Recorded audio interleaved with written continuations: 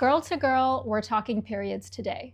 And if you're a guy, I want you to stick around too, because one of the things I notice is that a lot of conversations around women's health amongst women only happen in these circles. And a lot of you with good hearts actually want to learn more and don't really know what our experience is. So I appreciate you sticking along as well.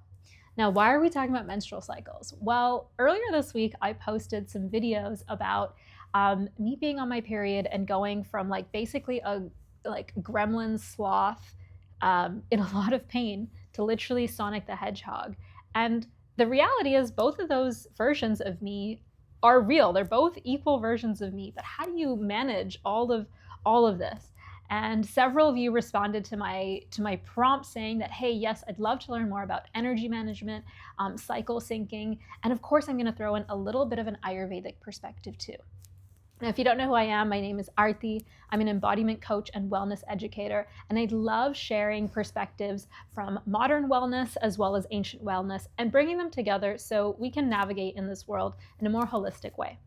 So let's chat about our menstrual cycle. Now, I am no scientist, and honestly, I always hated these biology classes, but I'm gonna put the picture up so you know what this cycle looks like. Now, the cycle itself, the menstrual cycle, has three phases. There's the menstrual phase, which is a smaller part of the follicular phase. There's the remainder of the follicular phase. We have this heightened, we have ovulation, which happens in the middle, and then we have the luteal phase leading up to menstruation again. Now, from an Ayurvedic perspective, this matches up really interestingly from an energy perspective. So the phases are divided into the three doshas.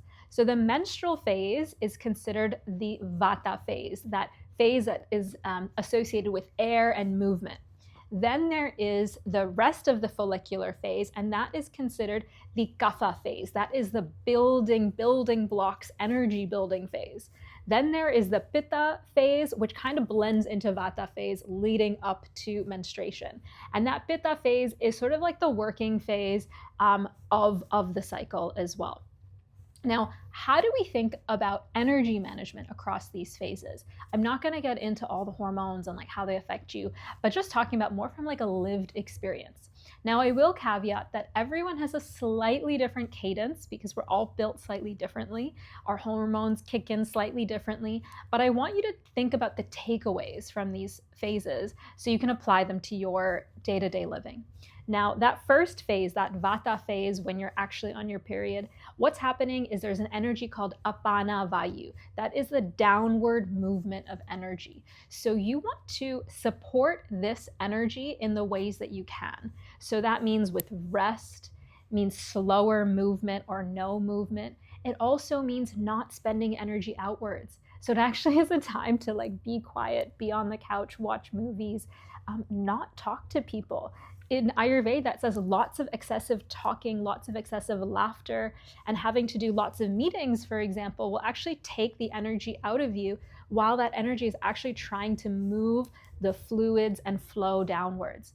So in that phase, if you can find ways of slowing down, being quieter, canceling meetings, not like if you know in advance, then maybe you book your holidays not for this time, or if you have to be on holiday at this time, maybe it's like a spa, gentle retreat. It's not things that require much of you. You want to work with your energy. That's all of what Ayurveda talks about, and that's also a lot about what cycle syncing and energy management is about.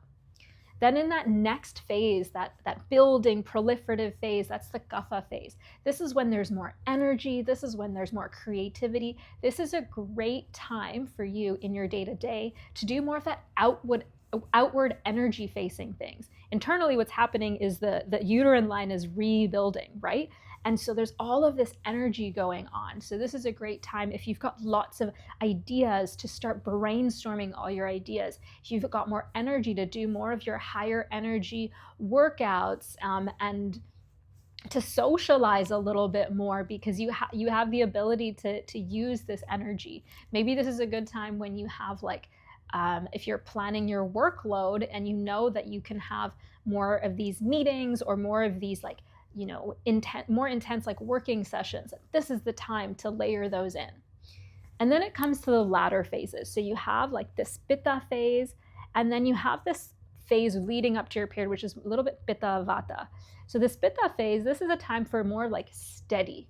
This is like you need like steady, consistent, whether it's movement or even activities. You've had that big burst of energy. This is a good time to start going inwards and doing a bit more like deeper focused work that doesn't require you to have tons of meetings, using more of that energy outwards, but more of like that focused steadiness. This even comes into when you're working out. Like, are you doing like sort of lower intensity work, but still giving your body a bit of a push?